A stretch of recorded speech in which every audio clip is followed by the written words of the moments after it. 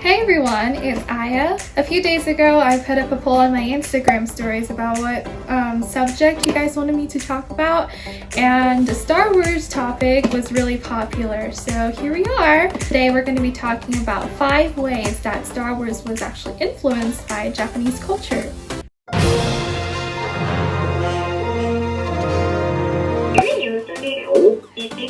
Yes, a BB-8. I'm very excited about this as well. And starting off with number 1, Star Wars was influenced by Akira Kurosawa film. George Lucas, of course, the director and creator of the original Star Wars trilogy and the prequels. While in film school, he fell in love with Kurosawa's films and Japanese period pieces. Look at this. The top one here is Luke in A New Hope in 1977. And the bottom here is a screenshot from Akira Kurosawa's Dersu Uzala. The Hidden Fortress is especially cited by Lucas as one of the biggest inspirations for A New Hope. It seems really familiar.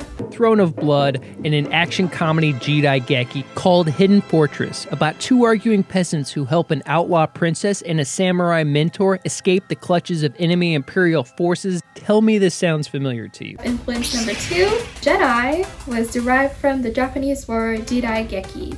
Jidaigeki is a Japanese word for period films, much like The Hidden Fortress that George Lucas was so inspired by. And leading right into Obi-Wan himself, his name might have derived from the obi belts in Japanese kimono clothing. And smooth transition right over to fashion. I was inspired by the Queen of Naboo herself in one of her literal millions of outfits. Every scene, Padme has a new outfit. Not complaining, I love them, but every scene! If you guys ever wondered how I put on these kimonos, here is how. And of course, we also see kimono style clothing with the Jedi themselves, with their Jedi robes. They are very similar to the inside of a kimono and the way you wrap it. It's very similar. I also did my makeup like her with her, I call them Pikachu cheeks. Hey, it's Aya from the future, and I wanted to share another influence that I thought was more interesting that I just found out about, and it's about The Mandalorian that has been widely popular.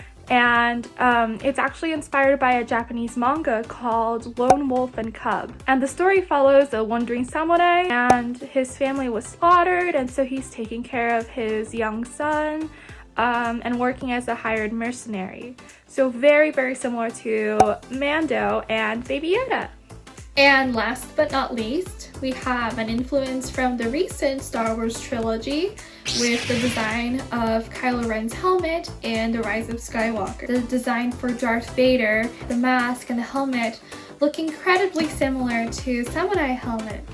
In The Last Jedi, we see Kylo break his helmet on the elevator, but in The Rise of Skywalker, he has re-welded the helmet together with some sort of red material, inspired by a Japanese art of taking broken vases, putting them together again with gold and other materials. This type of traditional art is called kintsugi. Thank you to all of you who voted for this video.